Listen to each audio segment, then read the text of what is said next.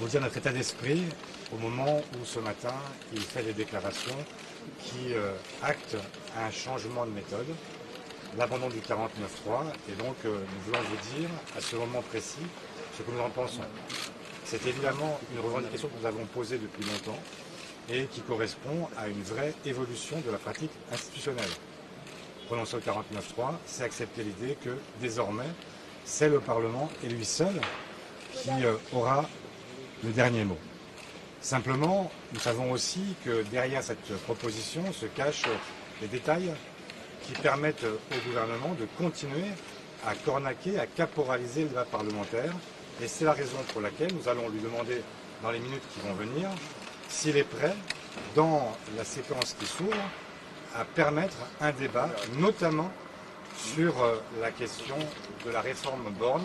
Est-ce qu'il est prêt à ce que d'ici au mois de décembre, les députés, les sénateurs aient la possibilité de voter pour la première fois sur une réforme qui précisément n'a été adoptée que grâce au 49.3.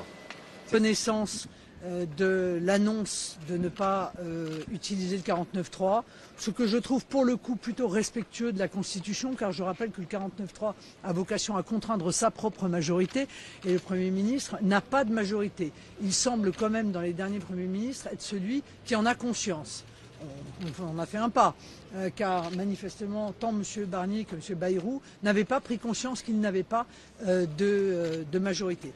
Donc cette annonce que le Premier ministre n'utilisera pas le 49.3 m'apparaît plus respectueux de la démocratie que ce qui a pu être fait dans les années précédentes. Maintenant, nous restons dans l'attente, encore une fois, de ce discours de politique générale qui devra être beaucoup plus clair que ce que j'ai pu entendre ce matin pour convaincre le Rassemblement national de participer, à tout le moins, aux travaux du budget.